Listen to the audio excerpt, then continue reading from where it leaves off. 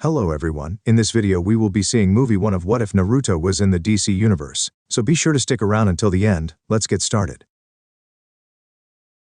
In the far reaches of a forest several miles from Konoha, Naruto was facing Nagato Uzumaki. It was the end of their battle with his victory, but at a steep cost. Naruto was filled with absolute rage at the countless deaths of his people. His body was shaking from restraining himself from going wild, and the Kyuubi's chakra was leaking, making him seem like a demon. Nonetheless, Naruto was a professional and he controlled himself. He had already lost everything, and now the enemy was in his grasp. He needed answers, but before that he was doing his grandfather a favor, show Nagato that he was wrong. I agree with you on the fact that I may have taken a wrong approach, but I do not believe in you. I do not think you are capable of leading the world towards peace. You have not lived through suffering, true suffering. You have not lived through hard choices. You have not seen the world. You are just a little child living in a dream world. You think I am vile, but you have never come across true evil. Humans are the vilest creatures that you can find, but they think themselves above it by labeling anything they don't like as inhumane, Nagato said in a passionate tone, and blood could be seen leaking from his mouth. Naruto stared at him with a clear gaze. He understood what Nagato meant, but it doesn't mean he agreed. The opponent was trying to paint him as an inexperienced child when Naruto had been in the field since a young age. He had personally seen the vilest creatures, and seen wicked acts being done as those memories had been implanted into him by the Yamanaka. He was the ultimate warrior of Konoha, and for that no one had spared anything. Then I just need to see the world like our master, and what do you mean that I don't understand pain? You killed everyone I loved and tell me I do not understand pain. Remember that you are only alive because I have a need for you, Naruto replied with clear rage in his tone, as he was holding back from murdering the pathetic creature.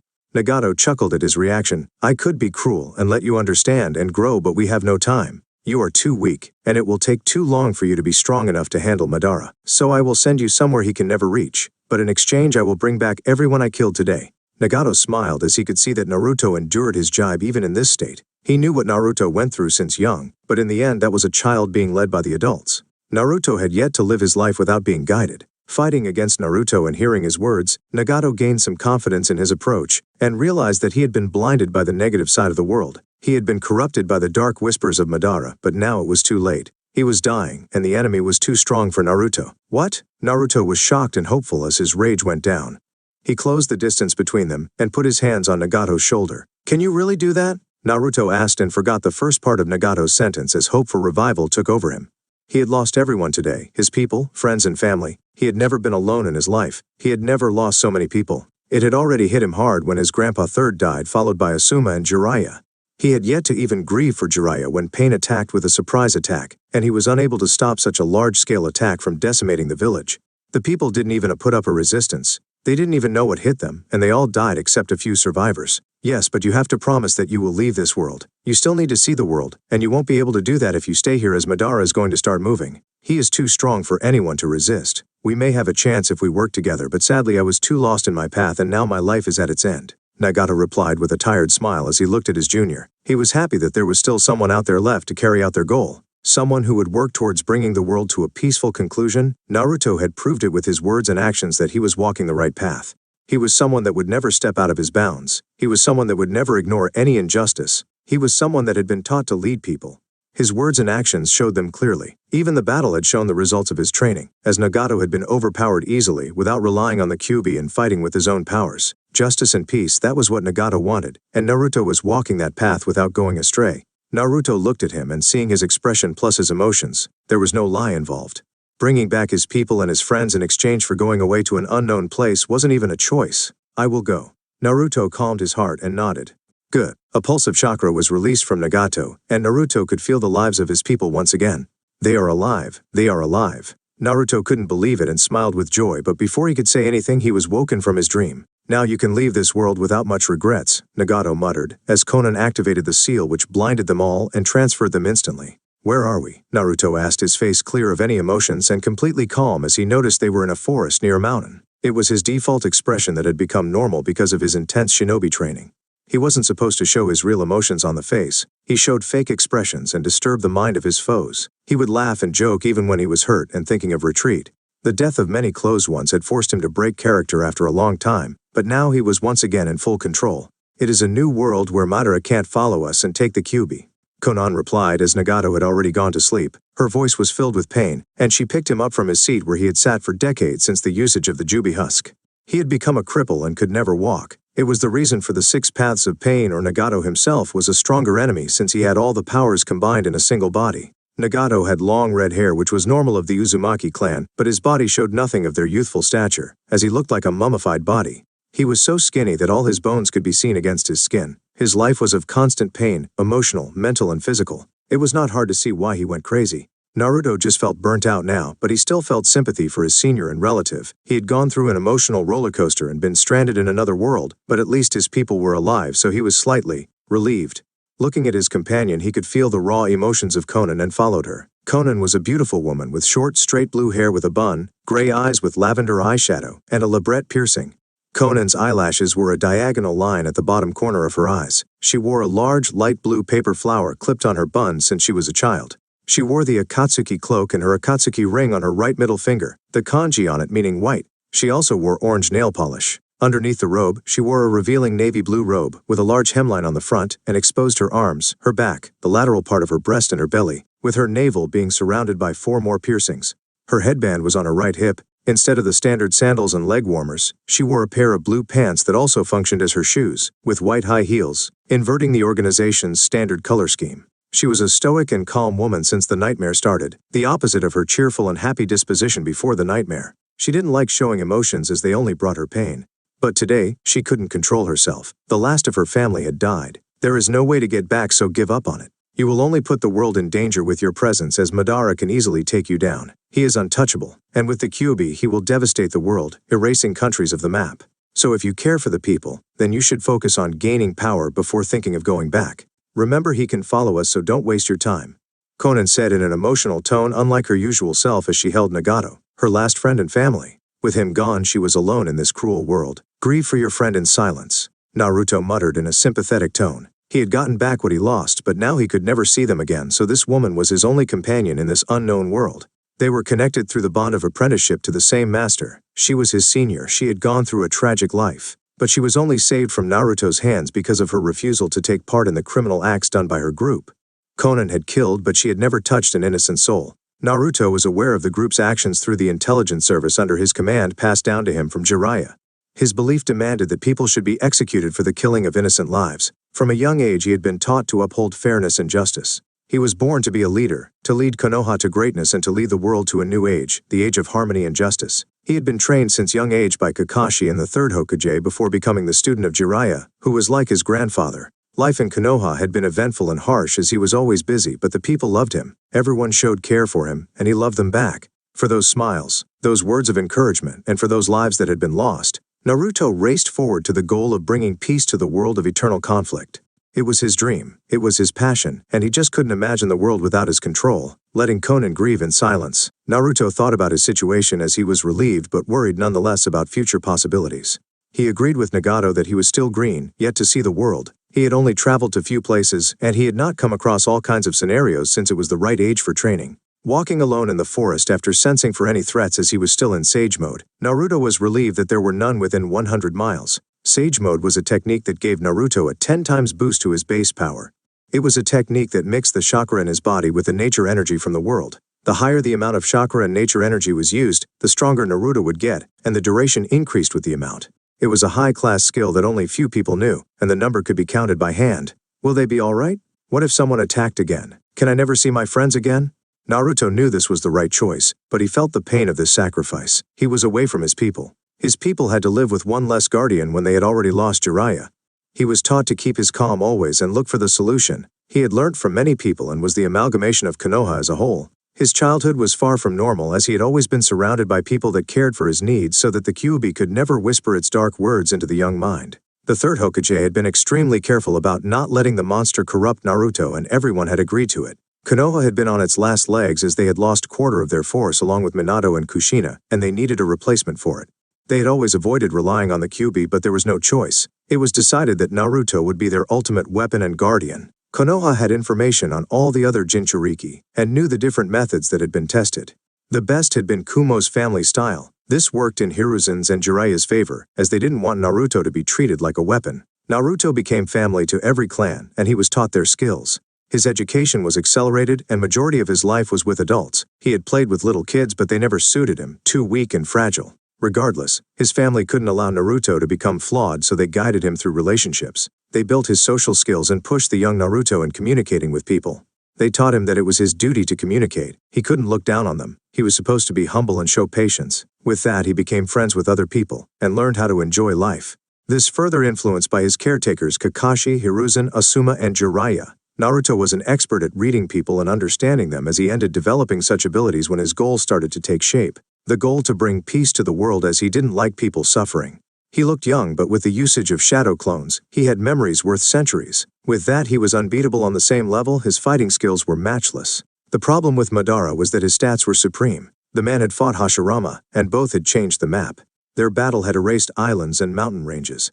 Naruto could only beat Madara's prime that had been recorded with the usage of Sage Mode, but that prime version recorded was 70 years ago, so Madara would be technically stronger than ever if he actually lived to the current point.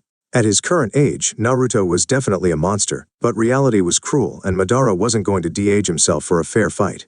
Let's see, he is stronger than me. His prime is around my level, and that was a long time ago, so he should be stronger now with mysterious skills. I don't know how to get back. I need to subdue to the Kyuubi. I need to get stronger before he finds me. For that, the Kyuubi's full cooperation could give me the edge in making my base stronger, but I will need to get better skills or weapons. Naruto thought up millions of things as he walked cautiously and ready for any attack. His body was still in combat mode and had yet to relax completely, and he could never really relax in an unfamiliar environment. He was lost in his thoughts, but his senses were still working and he found young adults camping nearby. There was no sign of chakra inside of them. They were totally normal people from the level of life force he sensed. But from the way they moved, Naruto could tell they were fighters and not normal people. Did we end up in some normal human world? Naruto questioned while walking towards the humans to get some information using basic genjutsu, mind control. He didn't expect to know the language of an unknown world, but just in case he tried. "Hello," Naruto called out as he walked out into the clearing near the stream. Barbara and Richard Dick Grayson looked at him with a confused expression as they didn't understand his words. They were always on guard, but they didn't even hear him walk towards them. He was a ninja was their first thought. Second, he was a meta-human. Both of them were trained individuals and fought crime, so their first reaction was to subdue him if he tried something funny. "Listen to my words, and answer my queries," Naruto muttered, and the duo went into a trance as they were caught by the jutsu. He could tell that they were ready to attack him if they thought he was too suspicious, and that would be a pointless encounter. It was genjutsu that used sound as the base. Naruto closed the distance between them and placed his hand on their heads to have them speak what he needed, to peek into their memories. He had learned from other clans as well, and was the best with the skills because of his shadow clone abuse. Shadow clones were clones made from Naruto's chakra, and these clones were his exact clones. They had the same knowledge as him and would transfer their memories to him upon death or cancellation. The skill was heavy on chakra, and the chakra was divided according to the amount of clones. The clones had the same level of power as Naruto, but their durability depended on the amount of chakra they carried. It was the skill that made Naruto supreme, and none was able to replicate the effect because they lacked the physique and chakra levels. Naruto's mind was genetically modified to handle issues propping from the heavy amount of information it received, and he had learnt multiple techniques to solve problems of pain and other brain issues. Richard and Barbara looked far from average from just one touch, and he could sense their body strength. They were stronger than normal humans, born or they were genetically enhanced. Naruto couldn't tell without checking their memories or hearing from them. Utilizing the Yamanaka technique and genjutsu together, Naruto asked them simple things from their name to information about the world. The man was called Richard John Grayson, adopted son of Bruce Wayne, and the girl was Barbara Gordon. Richard was a handsome man with a lean, muscled body that was just perfect. He had black hair and blue eyes. He was in his 20s but was swamped by worries. Barbara was a beautiful girl with long red hair and green eyes. Just like Richard, she had a perfectly fit body that was made for combat. She was in the same age range and was more outgoing than Richard, though both had worries. They were close friends that trained at the dojo together, and it was the reason why their bodies seemed so ready for combat. They were there for a picnic and to rest from the hubbub of the city. Richard intended to talk about his relationship problems with Barbara since they were very close. These two were normal, but this world wasn't normal at all. It was filled with monsters, aliens, and mutants. The world was filled with crime that made his world look saintly in comparison. It was a place hanging by a thin thread as so many powerful beings existed in the world, and these beings somehow found reasons to cause a mess on Earth. The world was lucky that it had so many people that were selfless enough to fight for them. Unfortunately, these heroes seemed to fear stepping out too far from the limits of the world and would never kill the criminals causing the damage, while the government seemed to be on the game itself as the villains did not get the death penalty after escaping more than once. It was a strange world indeed, and filthy at that. It was advanced beyond his world's level, but the people were more miserable than his own. Looking at the situation, Naruto could tell that this world was dangerous for him at his level. He couldn't really trust the heroes either, as they would most likely lead to more problems for him. He could maybe make use of them from the shadows but never associate with them. The situation was dangerous, but he wasn't worried, and was kind of relieved after seeing the data, as he had almost concluded it was a normal world. Normal world would be really bad for him since he wouldn't have practice partners and dangerous battles to help him grow. He didn't have unlimited time or something to grow slowly, and only through battles was the potential properly exploited. In the current world he had variety of foes to defeat and learn from. He had many ways to make himself stronger by acquiring the technology and knowledge of the world. Those were all reasons why he would fight in the current world, and he won't spare the heroes either. They seem to need a wake-up call, so if he got a chance to teach them, then he would teach them for the betterment of the world. Since he was in this world, Naruto intended to clear away whatever he could from this world.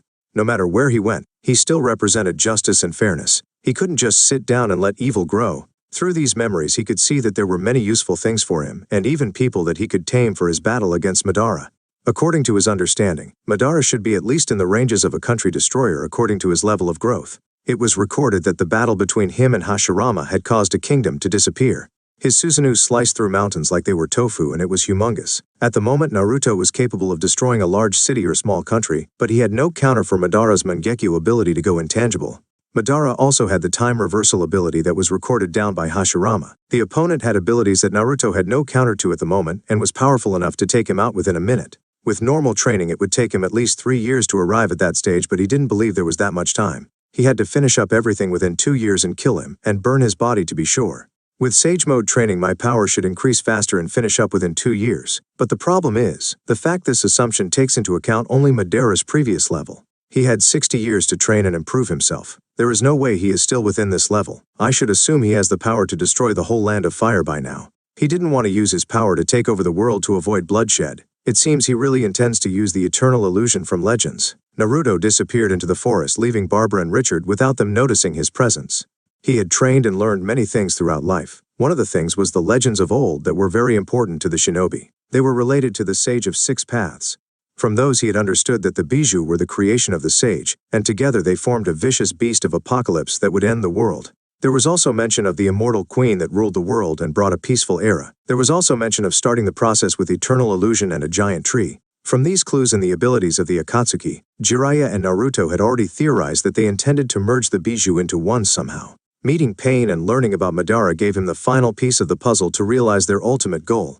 Madara wanted to bring peace to the accursed world, but the man was arrogant, prideful, and warlike. His suggestions were to bring down a rain of blood in this world and conquer it. The man was a crazy bastard, and one of the biggest reasons why the world became even more messed up since he destroyed the delicate balance, as Hashirama's death was partly his fault. If he had just worked with Hashirama, the world would have been at peace, since nobody could have stood against their combined power at that time. If he has that much power, why didn't he just try to take over the world one by one from the shadows? Sigh. I will never understand insane bastards, Naruto thought as walked deeper into the forest toward Konan. On the other hand, the young adults went back to their activities without realizing what had just happened. Though they had their memories scanned, it was of no consequence to them because of magical seal made by Dr. Fate. Batman was always careful, especially after experiencing having his memories read. He decided to take countermeasures for such a situation, and took help from Dr. Fate. The seal would make sure that no one could see memories involving the hero life, and they wouldn't feel the seal's presence either unless they were very powerful beings. This way no one would find them interesting because of the seal or kill them when they couldn't see any memories. It was the perfect measure for such a situation. To go further, Batman had also got them a protection seal and locator seal so the case of Jason Todd would not repeat. Jason Todd was the second Robin, and he had died by the hands of the Joker. It was one of the most painful moments for Bruce, and it had tested him. He was a man of principles, and he had vowed to never kill, never hold a gun. At that moment, he had beaten Joker to the brink of death and wanted to wring his fragile neck. But he didn't because Superman had stopped him and made him remember his vows. Batman stopped, but that only led to other issues in the family. It was the reason for Richard and Bruce breaking off. Their relationship was strained from that incident, as Richard wanted to kill Joker, but Bruce stopped him. Nagato, I don't understand your purpose. Why did you have to do this? What did you see that I am unaware of? Why couldn't you share your concerns with me? Were we not closer than siblings? Is the boy truly worthy of your sacrifice? He may be stronger than me and you, but just like you said, it is pointless, so why did this happen? Did you waver in the time of weakness? Konan questioned as she stared at the grave she had dug for her friend. She had followed his commands without a question, but now that he was dead, she was left alone. No companion, no friend to share her grief. Konan did not hold anything positive about Naruto. To her he was just a little child that had never seen the world. He was a person that didn't deserve to think about leading, as he had yet to experience the cruelty of the world. "Are you sure about digging a grave here?" Naruto asked as he arrived at her location. She had gone deep into the forest and dug a simple grave. "It's good enough. Did you find anything?" Konan collected herself and turned around to see the boy having regained his spirit. Just from that she could see he had a strong mind that didn't get stressed out from unknown situations. He was relaxed even in this situation where he had lost contact with everything he knew. Naruto nodded and didn't care what she did since Nagato was just an enemy to him. He might have been his senior and a man with good intentions, but he was misguided and deserved death. He felt nothing for the man except sadness that he was never saved that day from becoming this monster. "I got the information and can conclude this world is more dangerous than ours. From now on we will stay in the shadows to avoid attention, understood?" Naruto replied calmly as he looked at the cold but beautiful woman. He was the type to enjoy beauty, but his dislike for her previous actions kept him away. She was only alive because he had a need for her, and he promised Nagato to keep her safe. She was also lucky enough to never have participated in massacres like the rest of the Akatsuki, and was one of the peaceful members. That helped out her village. Taking from that, Naruto gave her a second chance at life, or he would have just murdered her after taking the Rinnegan. He would taken her soul out for the information, so technically he had no use for her but let her live because she was from his home world and she deserved a second chance. He could tell she was depressed and lost. She regretted her actions even if they were few in between. Nagato had said she didn't really participate in criminal activities and helped out with the management of the village. She had tried to talk to him but he had never listened. Naruto could tell he was telling the truth, and Nagato understood him, so he gave him reasons to let her live. The man would have never trusted Konan's life in Naruto's hand without passing on that info, since he should have known that Naruto killed every person that was a scumbag criminal with no redeeming quality. "What do you plan to do now?" Konan asked as a test of his character. She had the knowledge on his deeds and upbringing, but she wanted to see it with her own eyes. She wanted to see what Nagato saw in him at the last moment. She wanted to see if he was worthy of his eyes. "The same as always. Train, fight, learn new things, enjoy life and kill scum. I intend to continue the similar path but with slight difference since this world has more powerful beings than ours. I don't intend to make my power known this time around, and I am going to help the world improve from the shadows as much as I can." Did you think I would answer something else?" Naruto smiled knowingly. He could see that the question was like a confirmation of sorts. "Why do you intend to help this world?" Konan didn't mind that he understood her reasoning and continued to ask. "Justice, I never limited my range to one place. I would never allow for injustice to exist. I was born for it and brought up for it. Remember it well, Konan. From now on you are my follower and I will show you how to improve the world. Your group could have done it back home easily as well, but Nagato had already lost his mind and most of your people were utter scum," Naruto explained as he took her hand and carved a seal on her palm. Konan didn't resist or block it. She was here to follow him. He was the last person she had any connection to, and he was the person chosen by her master and brother. His answers were satisfactory and had no signs of hypocrisy. If he had answered wrong, she intended to kill herself and destroy the Rinnegan. She would never allow someone like Nagato to surface again. They had done the mistake once and there was no need to repeat it. "The language?" Konan questioned as he finished.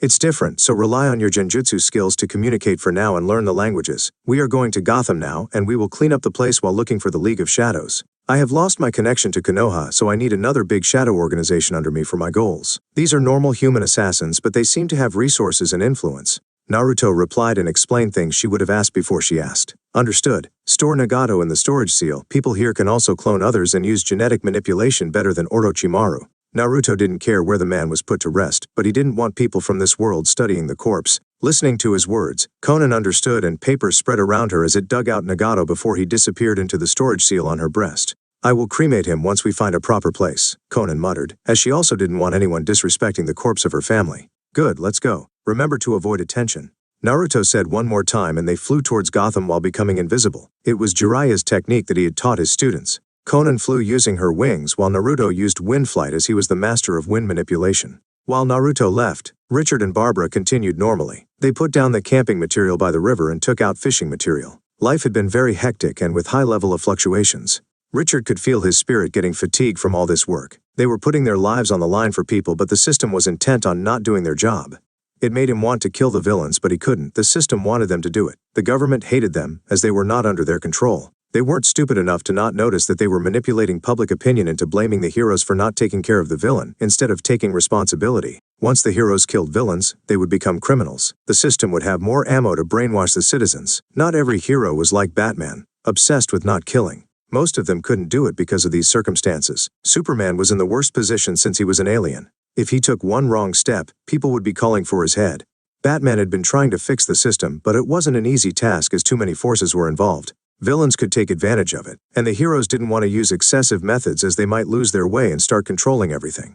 Sigh, why is our world so damn unlucky? Richard groaned as he sat down beside the river with his fishing gear. He was here to relax and find some solace from the dangers of life.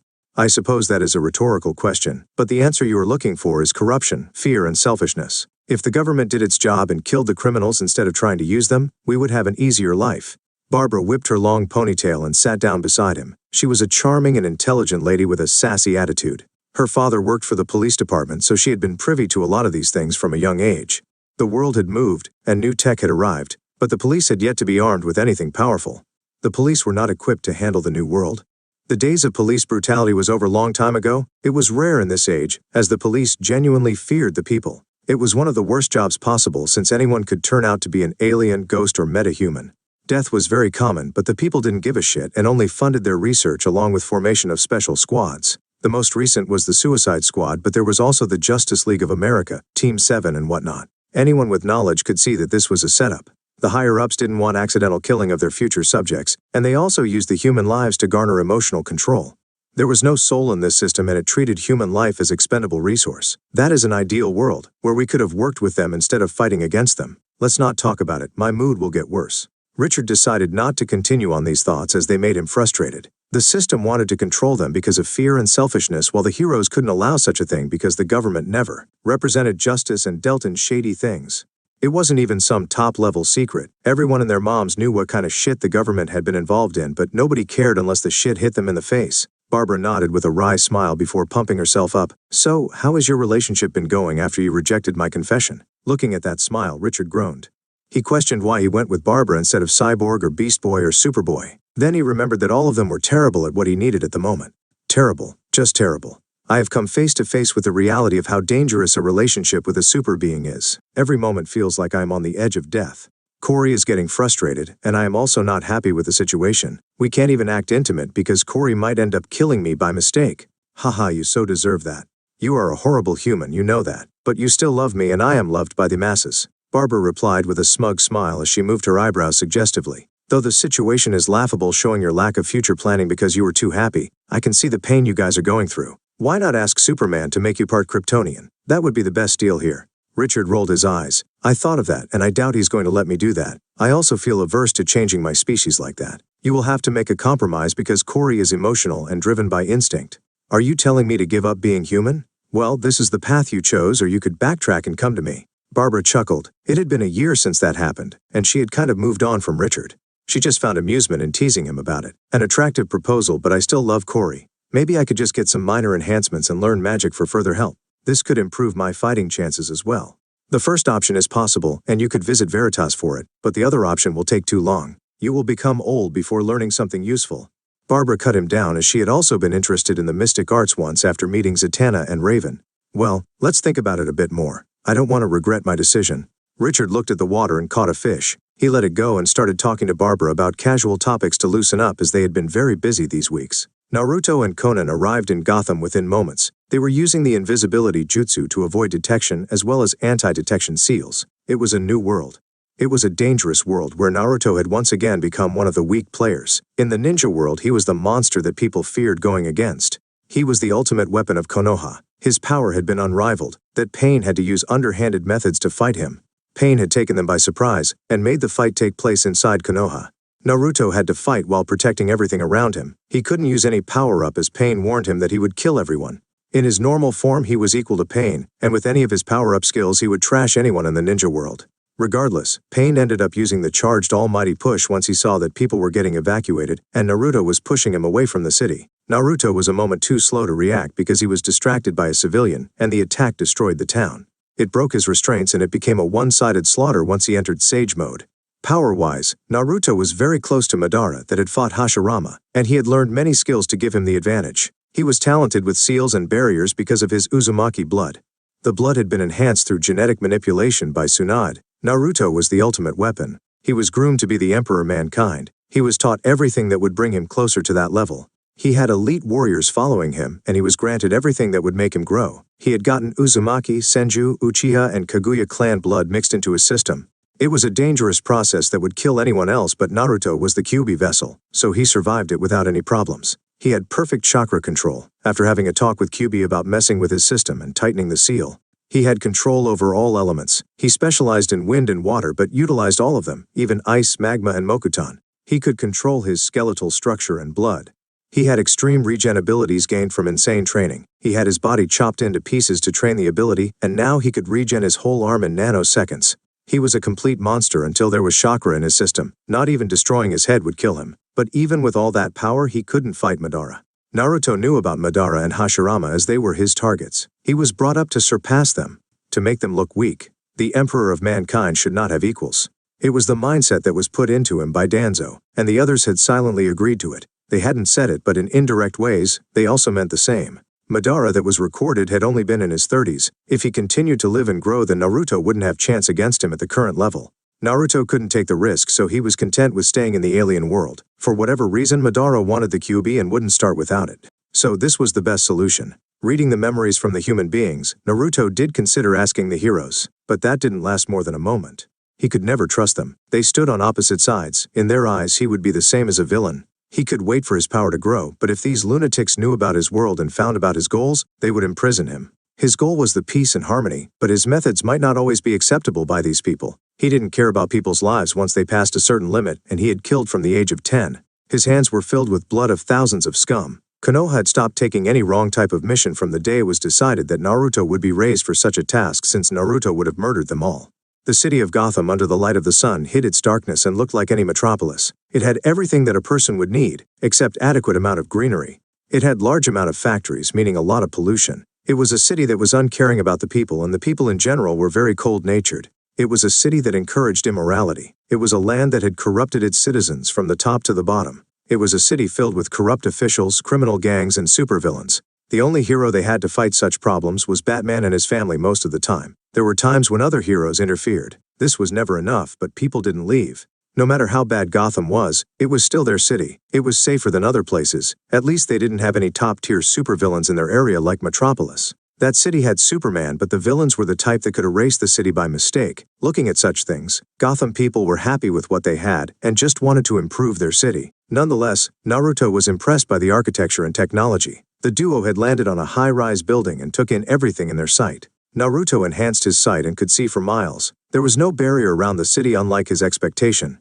He was missing data to conclude a reason for such a thing.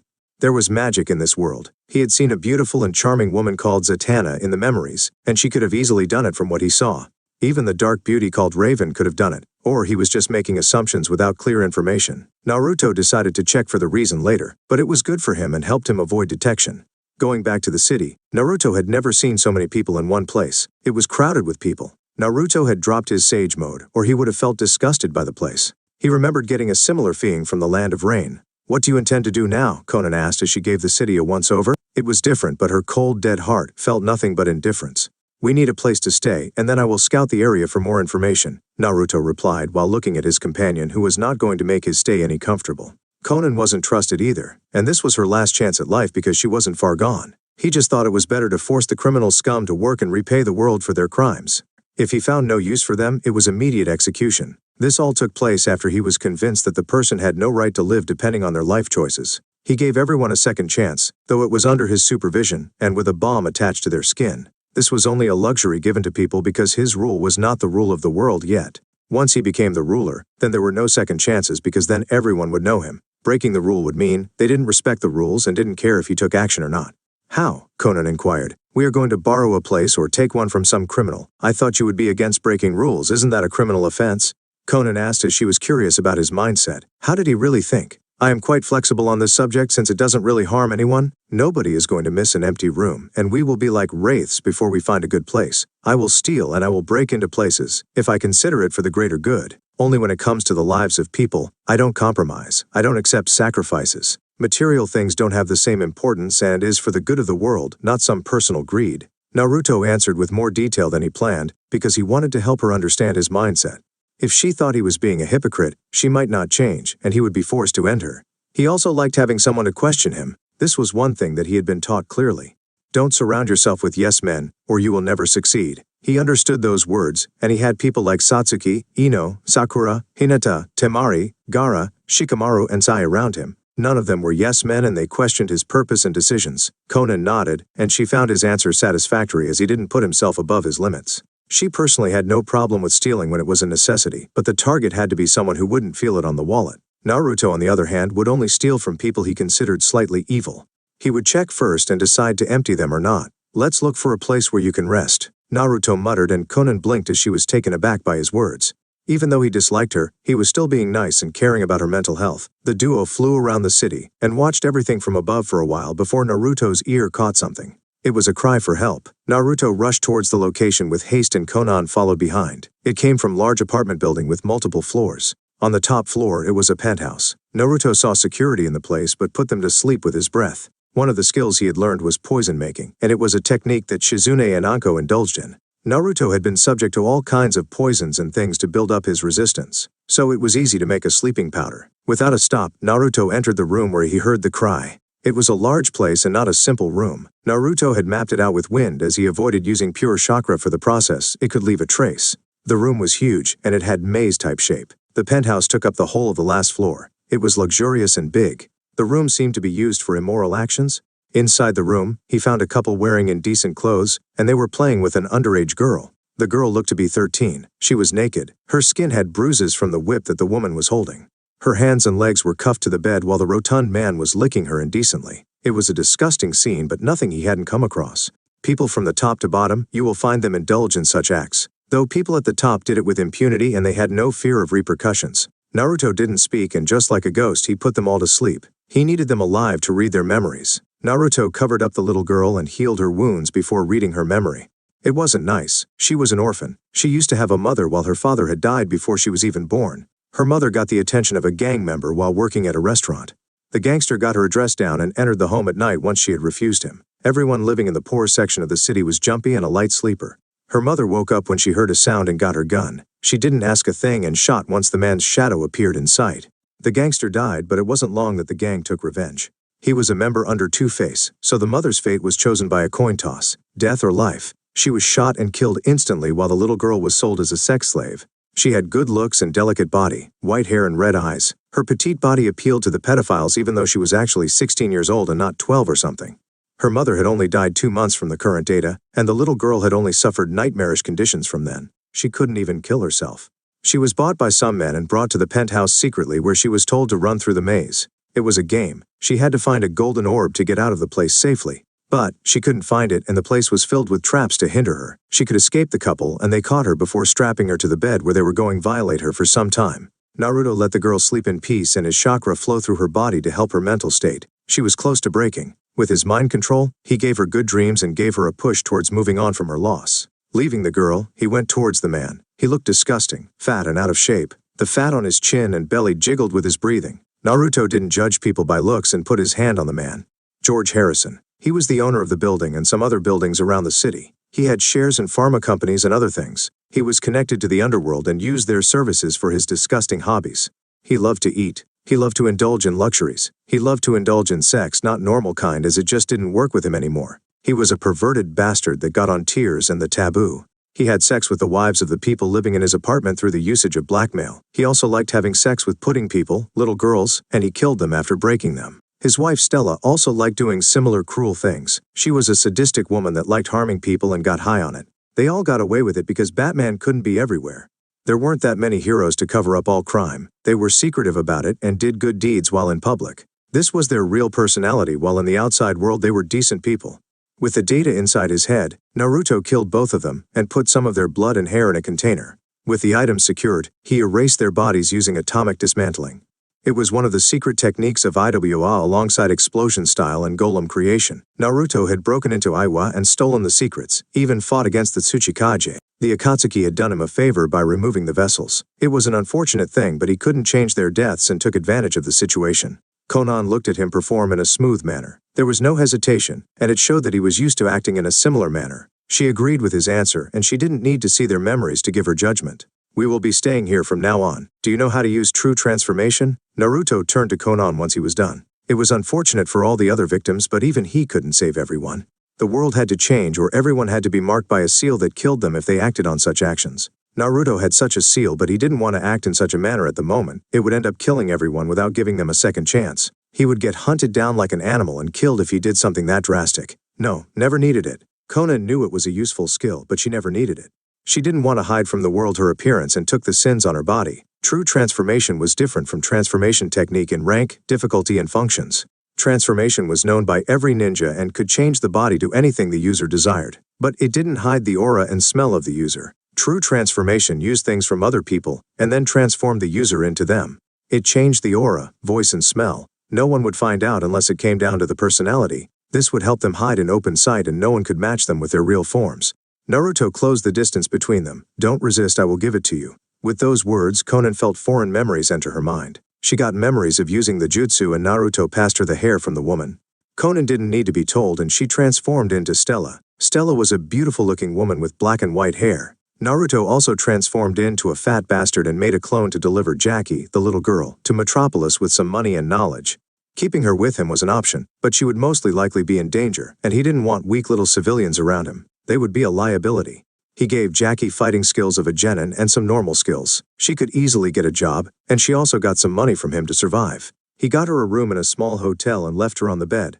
Metropolis was better than Gotham in some ways and worse in some ways, but at least no gang had much power in the area for two reasons: Superman and Lex Luthor. Naruto also changed the memories so she didn't remember the evil couple and she also never saw them. With that out of the way, Naruto also changed the memories of the guards so they didn't remember falling asleep. He also put explosion seals on their body. They would be dead once he dismissed them for the day. These people weren't good either as they also indulged in the perverse acts of their owner. Having dealt with the other issues, Naruto and Conan looked around the place. It was a nice place and it looked better than his mansion back in Konoha. Naruto and Conan sat in another room as he wrote down all the information he had collected down on paper for recording purpose and for Conan. She was looking through it as he produced it at lightning speed. Within a minute he had jotted down everything from the memories he had seen. I am in no hurry to change the world, especially since it is quite dangerous. Our main objective is getting stronger and building a new team, so I will be focusing on it. And you will also train. Naruto put down the pen and looked at Conan. I have already reached my limits and I won't grow unless I take some drugs. I will help you grow stronger. You saw what I did. That method can also be used to increase the chakra levels of others. I will help you grow and teach you Sage Mode. We need to cover all bases and I can't move alone. Naruto told her his plan and she stared at him with shock. It made him smile as she broke her composure with that comment. Conan was obviously shocked as he just told her that he was going to teach her Sage Mode, something that was a secret and would make her reach Nagato's level of power. Are you sure? I am always sure. I know you are not a bad person and I need you. Alone I may lose my way, Naruto replied calmly. His words were sweet and enticing, one of his ways of controlling others. Understood, I will follow your plan, Conan said coolly and watched him. Then rest for now, we will train tonight. Naruto stood up, left Conan in her room. He went to the room he had chosen and sat down on the sofa while entering Sage Mode. With Sage Mode, Naruto was deeply connected to the planet and nature as whole. Nature was everything around him: trees, stones, the stars, the moon, and everything else in the universe. It was one of the greatest powers of the ninja world and no one had ever researched it completely since it was hard maintaining it for a long time. Naruto had been like a frog in the well, but now he had seen power greater than his imagination. He understood that there were no limits, so he could go crazy on it. He wished, but he needed to fix the problem with the Kyuubi and slowly grow it. Sage Mode was mixing chakra with nature energy, so he could only absorb nature energy that equaled his chakra. He had loved to stay in the form every minute, as it also indirectly gave him permanent boosts in physical stats, and even chakra. The chakra quality increased. But that was put on hold because he needed the Kyuubi to stop. Getting back to the topic, the planet was sick and he could feel it. Everything living on the planet had damaged it and it was not happy. The nature energy of the world was high, but it needed to be taken carefully. He felt that the energy of the planet was weird in other ways. It felt like interacting with someone's chakra, meaning the planet was alive. He didn't feel the annoyance towards him, but a desire to connect. The planet was calling out to him. It was an attractive offer. He felt compelled to answer the call. His mind was pulled to a place of absolute serenity, green everywhere, and he felt relaxed. He felt like he was in the embrace of the world, and his connection to nature seemed to increase.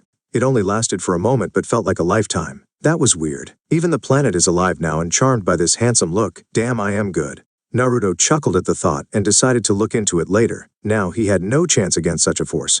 It could easily grip him and do that, so it wouldn't take much effort to do something else. Leaving that thought alone, Naruto utilized his Sage Mode to check the city. He was a sensor, and with Sage Mode he could go even higher. His senses could cover the whole city, and he could feel every living being in it.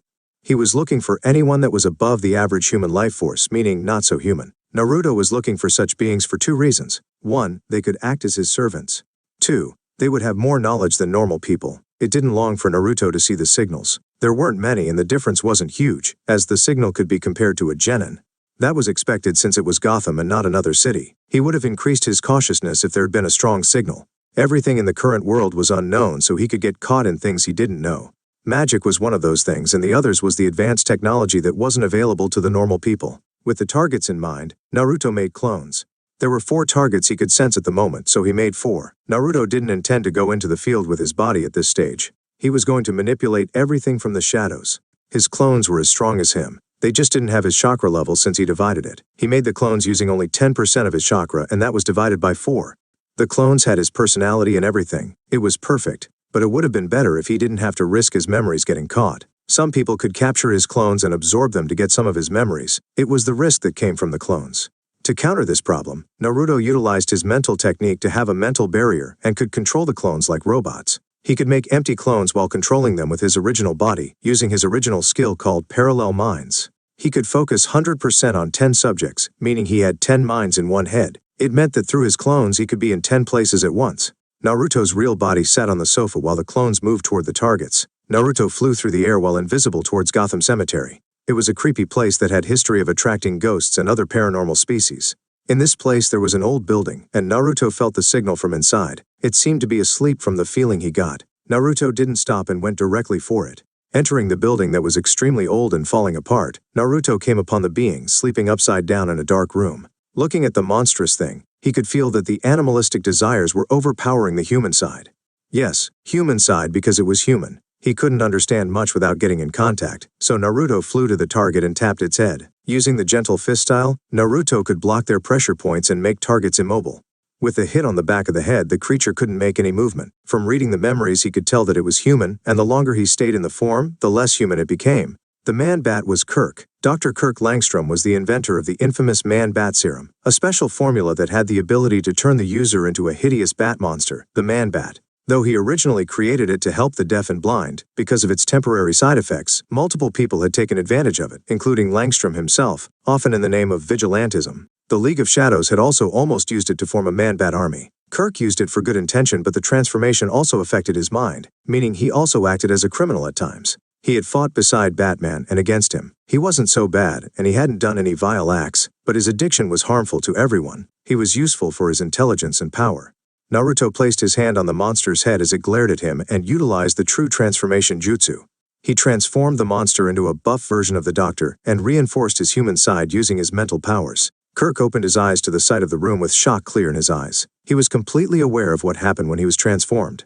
He was captured like he was just a tiny bug, and there was no resistance that he could form. He had transformed to steal from a jewelry store as he needed some money and had escaped to this place. It took some time for the serum to wear off. He was lucky that could keep it away from killing people, but he sometimes ended up committing other crimes, so it was troublesome. He had cured it once but used it again as he realized it was better to be a monster in this dark world. Living powerless meant that your life was in the hands of others. As such, he created a stronger version of the serum and drank it. It was supposed to give more control as well, but it made him lose control instead while the monster became stronger. It could lift 5 tons and move almost touching Mach 1. It could endure gunfire, and only some strong weapons could pierce its body. He was addicted to the serum. It was one of the side effects, and it was what mainly led him to making a permanent version, since the normal one was temporary. Once he lost control, he thought it was over until Batman found him and helped him, but someone else found him. It was more surprising than getting cured because his monster body was transformed into a human form, and he could still feel all his monstrous powers. Who is he? Why is he doing this? Kirk thought as he couldn't muster resistance against the unknown man who stared at him with that dark gaze that sent chills down his spine. "Thank you, kind sir, for helping me. Do you have anything I can help with?" Kirk decided to act courteously instead of panicking and getting killed. Naruto stared at him in a completely different form. He was covered in his dark armor that could change size according to his will. It was armor that boosted his combat abilities and durability. It was made by experts, an armor for the future leader.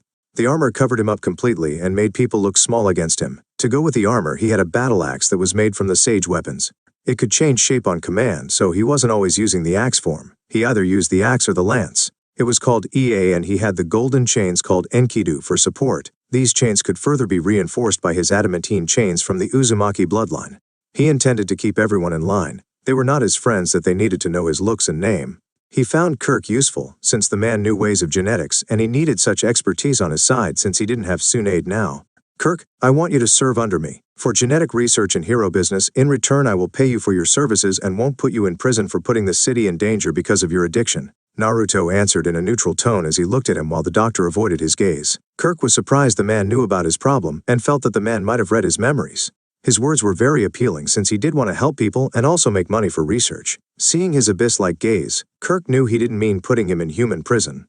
I don't want to go to hell. I still have a wife waiting back home and so much left in life. I will do IIT, Kirk replied as he saw no other option. Good, now I am going to increase your powers and put a sign that you work for me. Remember, never try to cross me. I am very nice most of the time, but I hate scum and traitors. Naruto held his hand and stared into his eyes, causing him to shudder as he felt the killing intent. It was monstrous that he almost shat his pants. Naruto poured his chakra into him and enhanced his body. The process was usually time-consuming and couldn't be done within minutes. It took weeks for an effect to show for outsiders, but Naruto's chakra was very potent, and he was leaving tiny amounts into the body. The chakra would disperse slowly while giving their body the required push. This was just some starter package, and if they proved useful, he intended to fully train them into his elite killer squad. He would enhance them every day so their physical capabilities would continue increasing until they were at least 10% of his power. Naruto also placed a mental barrier on their minds as he didn't want people reading their minds and knowing anything about the group. He also placed a seal that would shut Kirk down with a command from him. It was the caged bird seal. He didn't put the explosion seal on his body since Kirk wasn't a real villain. Finally, he also gave Kirk the power of wind. It wasn't much, but it gave him another advantage. The others got a dose of reality while Kirk was exempted from it since he didn't have such problems. He took some time to get used to the new power. It didn't take too long because Naruto gave him basic fighting skills and body control. He was always walking around and living in a world that was fragile. He could literally put the air on flame and cause massive destruction with the movement of his hand. One stomp from his foot would cause an earthquake. It was a similar experience to Superman on a lower scale, but Naruto liked it and didn't find it troublesome. It was the speed advantage that gave him such a long life in a short time. His speed increased very fast and he participated in countless things in a single hour. 1 hour for him was vastly different to 1 hour for a normal human, since he could move much faster than sound casually, and his mind operated on that scale. Getting back to Kirk, he understood that Naruto wanted to take over the world and make it better. He had a lot to say about that, but he was afraid and didn't question it. He didn't know Naruto and could only see how it went before he could try something to stop it. He agreed that the world was corrupt and needed a change. The heroes had stagnated and wouldn't bring the change. After a short conversation, Kirk left towards home a happy man with new purpose. He could now fully control his power and could transform into the bat when he wanted. Naruto saw him off and had informed him that he would summon him when needed, summon using the seal. Naruto locked onto the person giving him the feeling of nature and knew it was Poison Ivy. He moved towards her, invisible from view, and found her in some abandoned factory. She had created a garden in one of the buildings filled with her killer plants. The moment he landed, she had sensed his presence, as he also gave off the nature feeling, and she was surprised. She had never seen such a thing and was pleasantly surprised as she thought it was a comrade. The feeling was new since she saw everyone as a pawn except Harley, a close friend. To her, only plants deserved her love and care. She would kill people for flowers. She had zero empathy for human life. Pam found that her guest was an armored individual, and the red demonic eyes did not give a friendly vibe. But she ignored such cosmetics as she wanted to know about him. "Welcome to my humble abode, love. How can I help you?" Pam decided to check things out in a friendly manner. Her body language and tone was seductive like always, as she was used to manipulating others. The air was also filled with an aphrodisiac. Naruto didn't speak and he took her into his arms. Pamela couldn't react before Naruto had broken through her mental defense and taken what he needed. She couldn't move in his grasp as seals crawled on her body. Before talking to someone like Pamela, Naruto always liked to have data on hand. Poison Ivy was a scientist that worked on increasing the rate of vegetation in nature to counteract the problems caused by humans, as she loved nature more than humans. Pamela Isley was born with a skin condition, an aversion to sunlight. Though the doctor had prescribed her a lotion to protect her, little Pamela's abusive father had forbidden her from going outside at all. On one occasion, when her mother allowed her to play outside, he had angrily punched her in the face, giving her a black eye. As if nothing had happened, Pamela's mother stepped outside and began gardening. Seeing her daughter there, she explained that she liked gardening because the flowers listen to her, and sometimes if she stays very quiet, they speak back to her. When Pamela had asked about the black eye, her mother had assured her it was nothing to worry about. The abuse continued. Every time he hit her, Pamela's father bought his wife's forgiveness with flowers, and her garden would grow. That was how Pamela learned that flowers could manipulate people. However, she also learned of human cruelty when her father murdered her mother in cold blood, having had enough of her disobedience to him. He buried his now ex-wife under her own garden, her flesh decaying and now feeding the very flowers she planted, before being arrested by the police. At the trial, he was found guilty of domestic violence and murder, and sentenced to life in prison. Pamela was then sent to live with a relative. In college, Pamela created designer drugs, doling pheromone pills out in order to study their effects. The university learned of her activities, and she was expelled and put in jail pending a criminal indictment. However, she had already used her pills to get the dean under her thumb. Charges were dropped, and she graduated summa cum laude. After graduating, Pamela visited her father in prison for the first time since the murder of her mother. He had stubbornly sat in silence, just staring at her and waiting for her to make the first move. After a time, she decided to do what made the most sense. She leapt up out of her seat and kissed him on the lips. By the next morning he was dead, and the toxin used to kill him was untraceable. The dean secured Pamela an internship at Wayne Enterprises straight out of college at their Rand site just after the merger with Kane Chemical. She helped to develop pharmaceuticals and cosmetic applications, but she had greater aspirations towards the environment as a whole, as she considered the modern world ugly and disgusting. She was another soul corrupted by their surroundings. She had killed people for her goals and used others as tools. She was one of the biggest criminals in Gotham. But over time she had actually changed a bit from fighting against Batman and stopped acting in a dangerous manner, though she aimed to making forests sprout up and she needed money for the research. She hadn't given up trying to make Gotham green and the people into green lovers. I am here for you. I want you to serve me from now on and make up for your sins. Naruto replied as he finished checking her memories. She had a tragic past, but he didn't give two hoots about it. None of that gave her the reason to become a monster. He had seen better tragic stories than the woman, and he had killed those people with his hands. These people would tell him that he didn't understand, and he could never understand, because he lived a privileged life. Naruto did live an ideal life. He was loved by everyone. He had luxury. He had the best of everything. His dead parents were in his head for a time, and they taught him everything they knew. He got memories of experience from others to make him better. All in all, it was an ideal life even if he had such a big responsibility to carry. But he did understand them. One of the things that the trainers made sure was that Naruto didn't stop and hesitate because of tragic backstories. He was taught to be a kind person, and that could mean he might stop when he saw such things. So they had him experience the memories and not just read them. He had gone through lives of many criminals and the good people with tragic lives. It made him mentally and emotionally strong. With that, there was no chance he was ever going to even shed a tear from their stories. Getting back, Pamela was an attractive woman, one of the best-looking women he had ever seen in his life, and he had seen a lot of women. She had long red hair and green eyes, and she wore a green dress made from plants. But it wasn't her beauty that made him feel she was important. It was the fact that she was highly compatible with his wood style and nature, along with her brilliant mind. He could read and take all they had inside the brain, but he wouldn't get their way of thinking and have the same opinions or thoughts. Why should I do that? Pam stared at him without flinching as he caught her by the waist. I will kill you if you dare to say no. This is not a choice, you will do it and you will repay the debt to the world. Naruto replied with a dose of his killing intent that showered Pam, causing her to freeze up and see visions of doom. Give me another reason. I am not afraid of death. Pam gritted her teeth and stared defiantly. I know what you want. I know everything about you. I will make this world much better from now on and increase the vegetation around the globe. I will give new life to this planet. Look at me, what do you feel?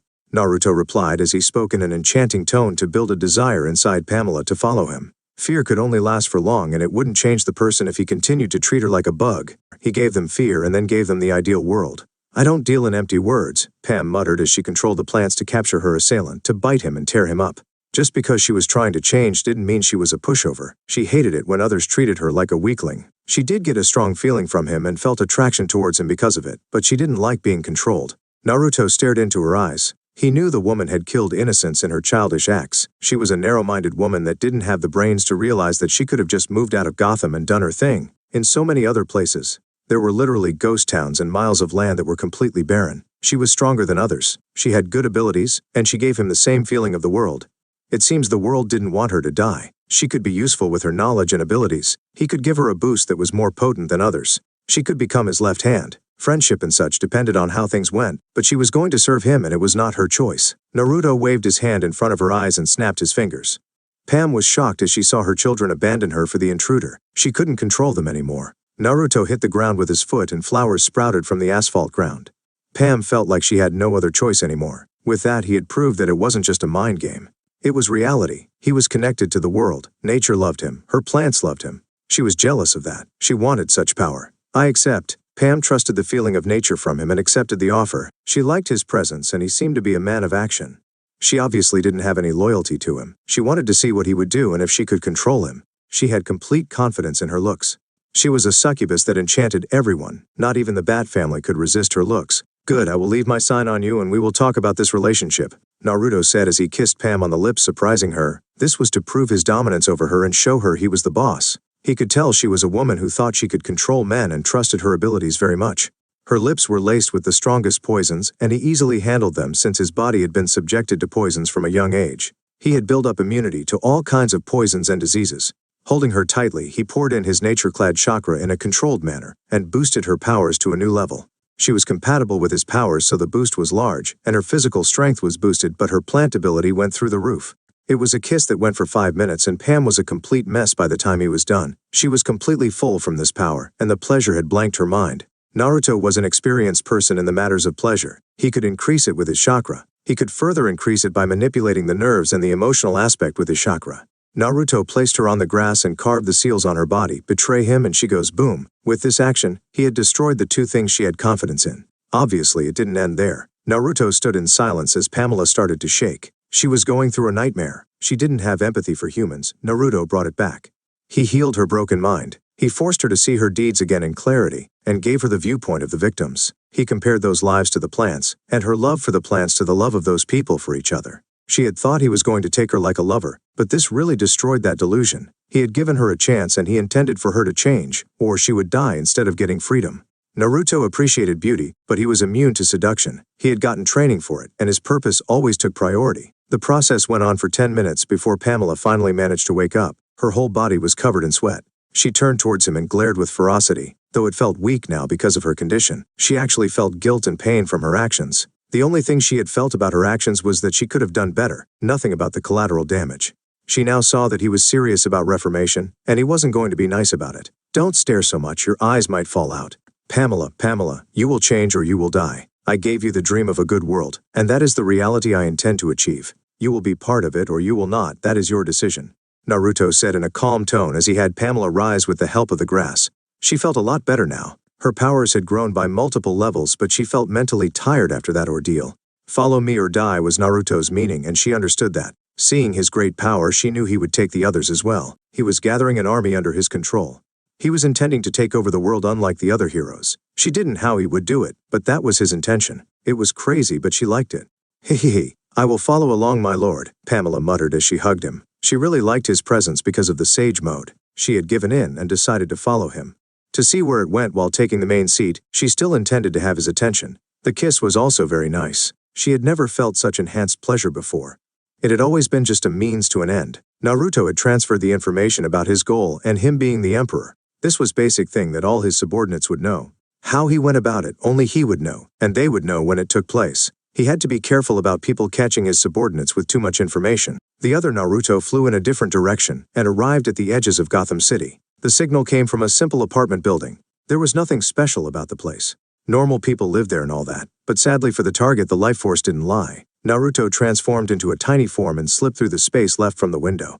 The apartment wasn't big, just something that an average low-end person would easily pay for. It was in use, and there were posters of celebrities and large collection of movies in the place. His target looked like a normal man with average looks, black hair and brown eyes. The man was sitting on the sofa and watching a movie called Once Upon a Time in Hollywood. The whole setting looked so normal that nobody could guess the target's affiliation. Naruto took in the surrounding, and without hesitation he took down the target. His hand touched the target and seals covered him up, immobilizing him. With that done, Naruto looked him in the eyes and they entered a world of illusions. Naruto didn't want to alert anyone, not even one bit. People in the city were very jumpy and things could escalate easily. Talking was fine and dandy, but Naruto preferred checking the background of a person before he started a conversation. It was a thing he had been taught. Never go into a setting while being ignorant. Always stay one step ahead. People should never know you entirely, but you need to always know them. Without hesitation, Naruto infiltrated his memories and the target could give no resistance. It was Clayface, real name Basil Carlo. Basil Carlo was the son of Vincent Carlo, who made cosmetics and masks for movies. Vincent told Basil that the secret to his success was strange putty known as Renew. When applied to a surface, Renew would allow the sculptor to mold that material into any look they wanted. Vincent was eventually fired by his production company because they discovered that Renew was toxic to human flesh and could potentially cause illnesses. Basil grew up and became an actor 20 years later. He quickly became incredibly successful due to his talent and good looks. On the set of his film Metamorphosis, he met Glory Griffin, who would be his PA for the film. When the film was complete, Basil received huge critical acclaim and planned to move on to a film called Second Skin, as it reminded him of his father's old job. After Metamorphosis, Glory became Basil's personal assistant for all his films. He soon had an interview with the casting director of A Second Skin and received the main part. When he was driving back to his apartment, Basil received a phone call informing him that his father had been found dead. The shock of this news caused Basil to crash his car, disfiguring him. In a desperate bid to salvage his career, he began abusing Renu to preserve his handsome appearance. When his supply began to run low, Carlo intended to steal a bulk supply of the chemical from the manufacturing plant in Gotham City, only to be apprehended by Batman. Brought to the hospital to recover, Carlo's grotesque appearance was subsequently revealed to the world in news reports of the incident. His career was ruined, and his girlfriend Glory dumped him. While in the hospital, Carlo was visited by Batman, who told him he had a choice to make in who he wanted to be. Carlo chose poorly and attempted to break into the warehouse where the police were holding his stolen stash of Renu. When police opened fire on the vials, Carlo was doused in the chemical, changing his entire body and turning him into the monstrous Clayface with the ability to change into anyone and control his body to become anything. He then attacked the set of the film he was fired from, but was stopped by Batman. From that day, he took a dive into the cesspool of crime and became a real monster. He had worked with all the big criminals in Gotham and destroyed countless lives. He had even destroyed the life of the woman that left him. He had doused her in the same chemical and turned her into an abomination. Unlike him, she couldn't control her appearance and become human. She looked completely disgusting and most people would throw up at her look. He left the woman and continued his criminal activities. Recently, he had been engaged with Poison Ivy as her strong man and husband. That hadn't worked out well and they had been defeated. She left him, just like she left everyone else. Pam didn't really care for people and only saw them as pawns. She had some friendship with Harley and that was it. With that failure, Carlo had been captured but got away because of an attack on the prison. He had been hiding and lying low since then, trying to see where he should go now. His hatred for Batman was unbearable and he could not move on until the Bat was dead. His whole life crashing down was that thing's fault. With the memories read, Naruto stood in front of the man. They were inside the apartment, and Carlo had yet to realize that they were in an illusion. He was chained to the wall and couldn't move or change his body. He was shocked at what was happening. He had just been watching a movie and suddenly he was chained. How and why? He couldn't tell how the intruder found him and for what. The man was clad in black armor with red eyes. His form was huge, stood 3 meters tall. It wasn't his physical height though. Carlo felt small in front of him. He felt like the thing could end him with just his mere presence. It wasn't his first time feeling such a thing since he had encountered countless heroes and villains. He trusted his gut feeling and understood that he shouldn't mess around. He may have become a monster and stupid unlike his human life, but he wasn't a death seeker. Who are you? Why are you doing this to me? Carlo was still an actor, so it was easy playing the innocent victim. Stop acting. Lies don't work on me. I know your history and your memories are like an open book, Naruto replied in a cold tone. They were all criminal scum that deserved death, but death was too easy. He was going to use them for his purpose until they earned freedom or they died. They also weren't his subjects and not under his laws. Of course, that was before his arrival, and now they will get their one and only reminder of the new rules of the world. Naruto gripped his fist and Carlo felt the chains dig into this body. It was the first time in years that he had felt such pain. His mud-like body was malleable and allowed him to avoid pain. Now he couldn't even change his body and stuck suffering like a human. Naruto stopped before the chains broke his body. That was not even 1% of what you deserve. Your kind deserves an eternal torment for what you have done. Fortunately, this is our first meeting, so you get to live. You will live as my servant and repay the world for your deeds. I am your lord. I am your emperor from now on. Those are the only 2 titles you can call me. Naruto held his face and shook it while talking to him with a commanding tone. It wasn't the first time he collected criminals to serve under him. His elite team had many criminals. It was quite normal in the ninja world. Expecting decency from a ninja was like expecting a good heart from a demon. It was the reason why Naruto wasn't quick on the kill, as it would go against his purpose of peace and harmony. Though once the warning was given, then there were no second chances. Carlo felt the grip on his face, and hearing that tone, he knew he was in trouble. It looked like the Suicide Squad thing, but with some difference. He thought it might have been better to be stuck in the prison or with the Suicide Squad. The man looked like he would kill him, if there was even one mistake. That was very strict for a monster like him, and even Suicide Squad got some leeway in collateral damage. But there was no choice. He had to play a good boy until someone took this guy down, or he would get killed now. My lord, what is the purpose of this? What are we going to do? Clayface asked as Naruto let him go. It was really degrading calling someone lord or emperor, but he had to go with it. We are going to free the world from corruption and put a powerful system in place. I am the emperor of mankind, so it is my duty to guide them to an ideal future. You are not going to be meatbag following me around, Carlo, as you are going to help change this world. Are you not tired of this pathetic lifestyle, hated by everyone and hating everyone, living like a rat and not even getting the life of the average man? Is this what you really want? Do you really want to continue this path until some other villain kills you, or the government does it, or finally some hero snaps and kills you? Where did your dreams of a luxurious and carefree life go? Naruto answered him and spoke to him in his enchanting tone. He was giving a second chance, so he needed to start some change in them or they would just play along as henchmen.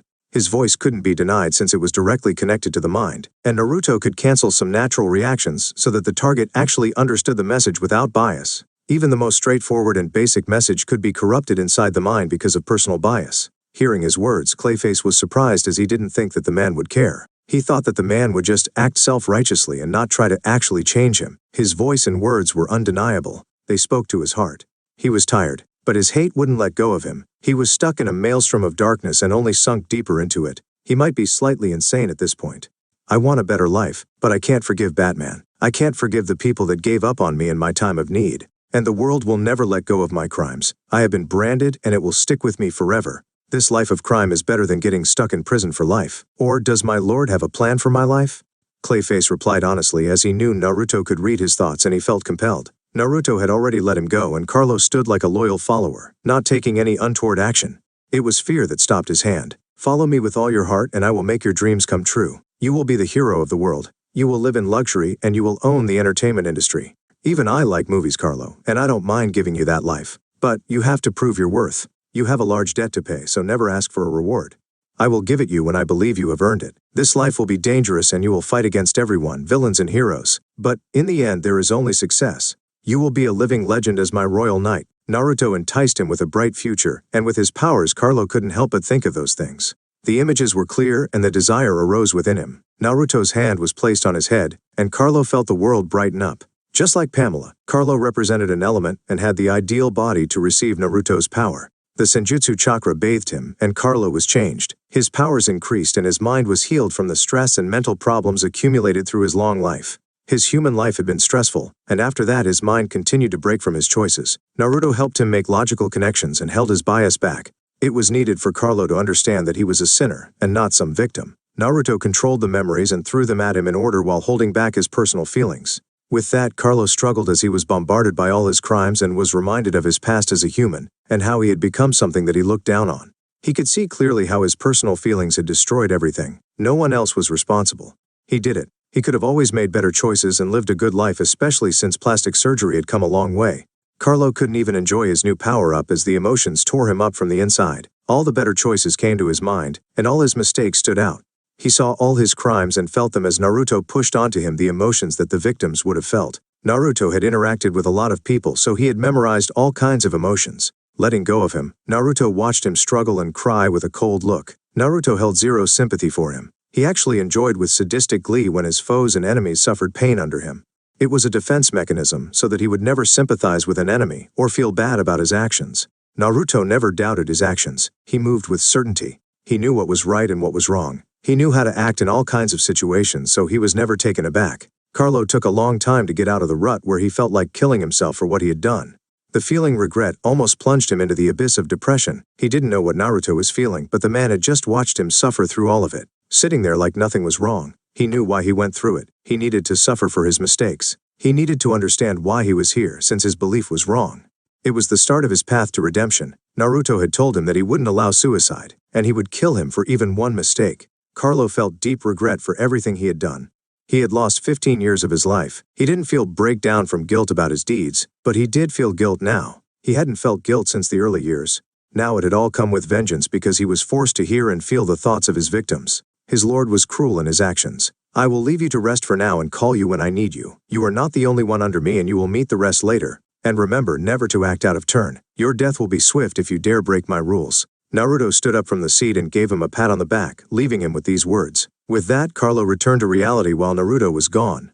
He just felt empty, but with those words, Naruto had once again pushed him to focus on something. He focused on the goal. He was going to be famous and loved. Feeling extremely lethargic, he walked to the bed and fell on it like a tree. The last of the 4 Narutos flew deep into the sewerage system of Gotham, and he understood that it was Killer Croc before even seeing him. In the deepest parts, he had safe area when he needed to lay low. He was a large man that looked like a humanoid crocodile. He wore blue jeans and a blue jacket. Sitting on a sofa, he was listening to music, lost in his thoughts about life. Naruto didn't have to even feel hesitation about this one, since Killer Croc was a notorious monster that had large amount of blood on his hand. Naruto came in like a storm and Killer Croc found himself pushed against the walls. He couldn't move at all as the large metallic hand pushed his face against the wall.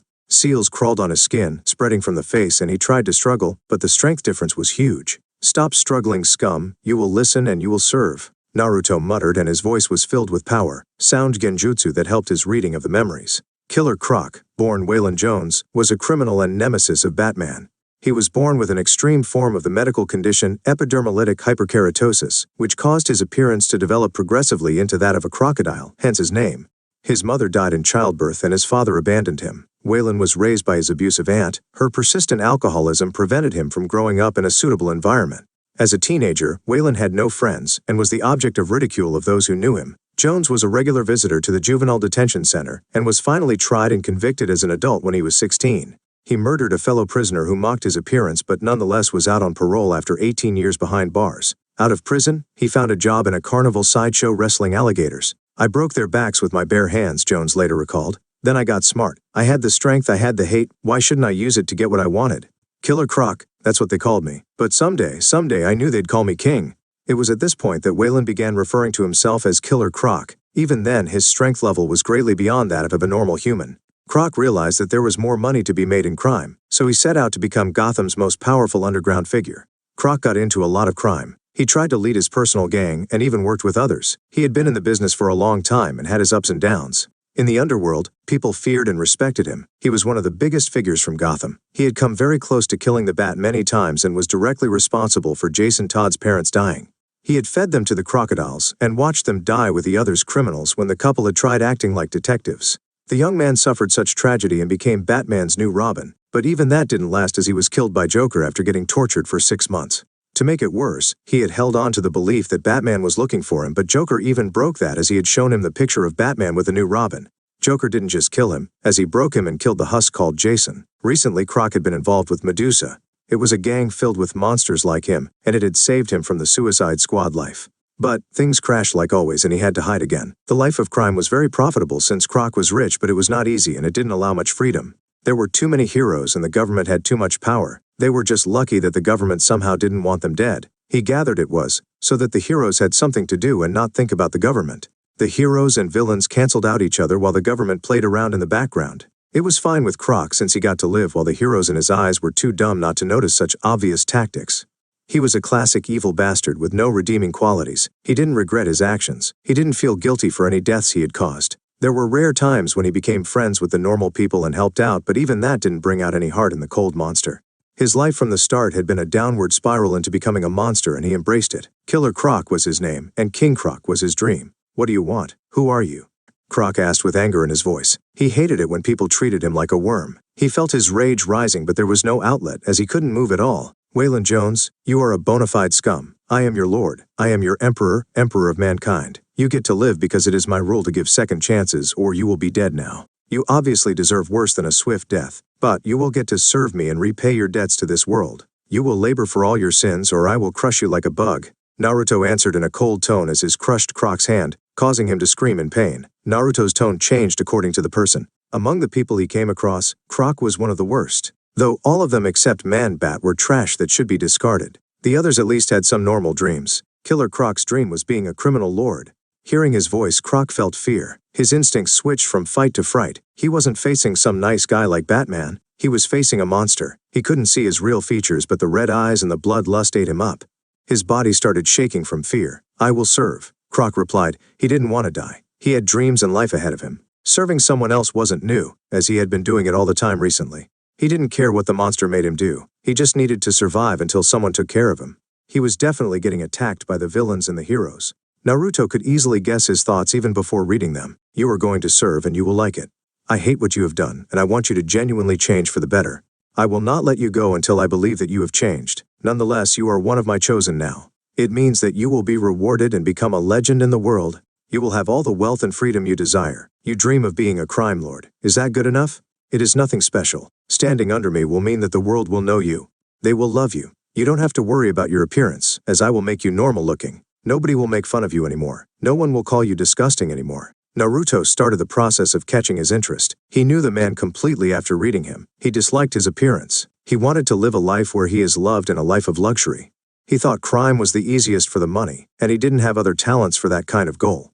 Croc turned around as Naruto let him go and took in Naruto's appearance. It was definitely powerful and menacing, though he was distracted by his words at the moment. "Can you really?" Croc asked. Even now he had a complex about his appearance and got nasty when people commented on it. Of course, are you interested? Will it take away my powers? No, I have no use for normal humans. You will keep all your power, and I will even improve it. Naruto replied in a calm tone. He liked it when things went according to plan. It was a nice feeling having everyone play to your tune. Croc was surprised as he never thought Naruto would actually make him stronger. He didn't like being used, but this was the best deal he had ever gotten. He didn't really have a choice, so he decided to see where this new adventure took him. I want it. Naruto smiled as he placed his hand on Croc and transformed his appearance to a handsome man with black hair and green eyes. He was still tall and buff, but now he looked real good on the eyes. Croc saw his new appearance in the mirror that Naruto held out. He couldn't believe that it was his appearance. He looked like a model. He would have been fine with a normal look, but this was so much better and he still felt all his powers. You can transform back and forth. This will be your public image while Killer Croc will be the masked vigilante from now on. Croc nodded and started thinking of a new name to use. He had no reason to use his old name. Alexander Summers seemed like a good name, Croc thought before Naruto's hand covered his head. He didn't put any resistance and thought it was time for the power-up. The power-up did happen as Naruto gave him the power and even connected him to water, so he developed some water abilities. That was good and all, but then he experienced pain. Mental and emotional pain as Naruto gave him the first dose of medicine to cure his problem. Croc had always hated how people bullied him and beat him for his appearance, his mother dying, and everything else. Naruto showed him things from the victim perspective and their emotions while making his mind compare them with his feelings. He never did a comparison, and he didn't have a reason to.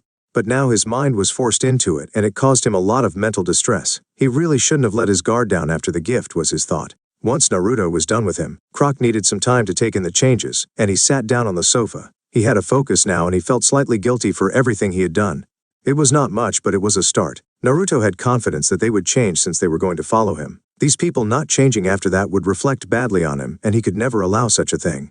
People not changing when he didn't keep them around wasn't impossible and had happened, and they blew up before they could act evil. His judgment seal took care of that problem very well as it reacted to the evil thoughts. It was made with the usage of his expertise in the Yamanaka mind powers. With the encounter and enslavement of his new subordinates, the clones disappeared.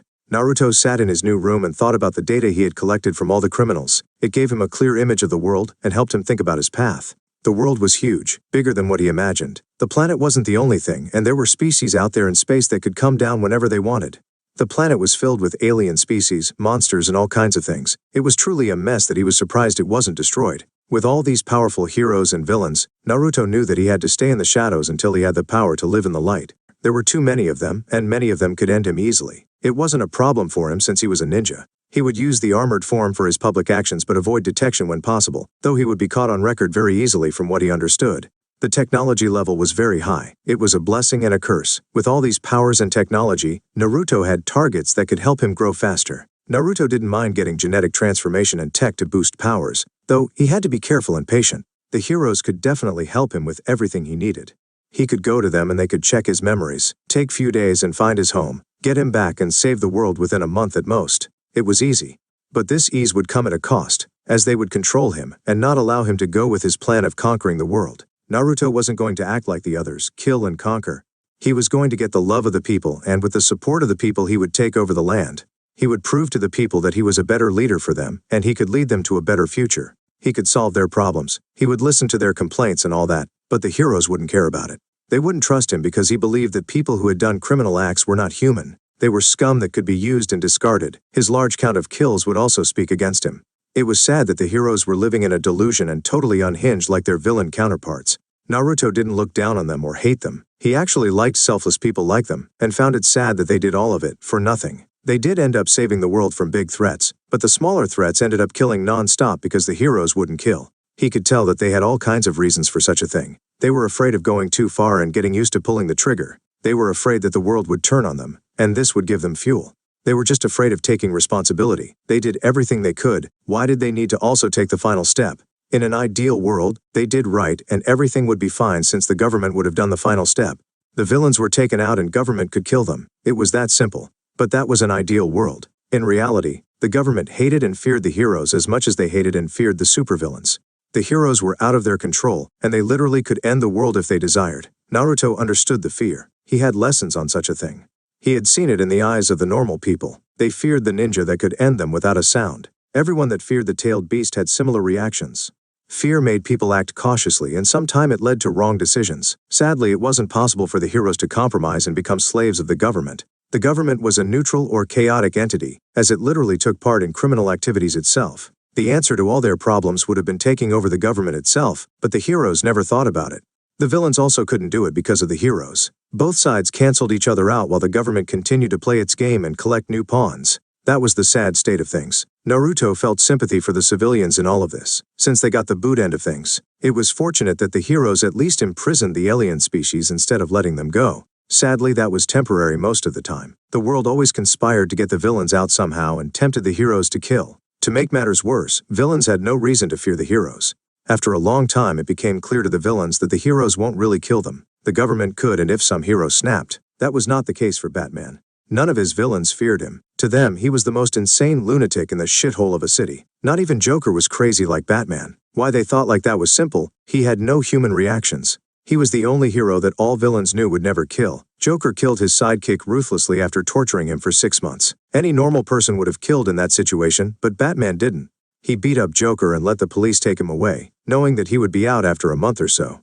From that day, he lost respect of many people and fear of the criminals. Nobody in Gotham feared him anymore. He was just a pointless hero that could never do anything to them. He had also lost the respect of Gotham and became extremely violent, but that didn't get anything back.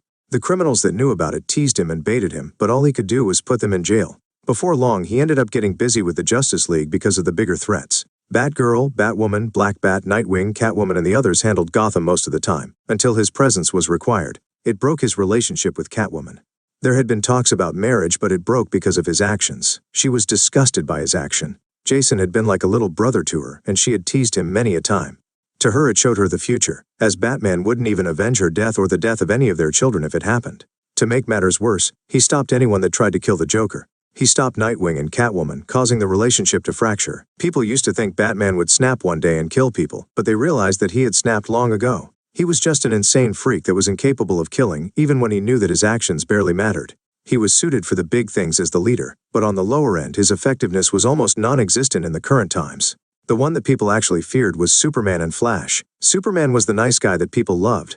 The villains feared him because of his immense power, but his constant nice guy approach lowered it.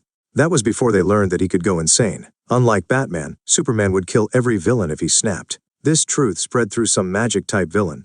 From that day, Lois Lane had become a taboo. No one was allowed to mess with her. Villains and the government both avoided causing any damage to the woman. It was the woman that kept him sane and loving. Her death would cause the world to flip. Naruto thought about all of the data for a time. He was used to digesting large amounts of data, as it was one of the reasons for his maturity and high level of skill. Naruto had received experience from others to increase his level of skill. He had also lived through countless different situations through the memories of the experts. He also lived in a high-speed environment, so he had been doing things at speeds faster than sound since a young age. The speed continued to increase over time, meaning he did more things in a single day. He slowed down when he was around kids his age and interacted with them. His life was filled with training and study, but there was also a lot of fun and games.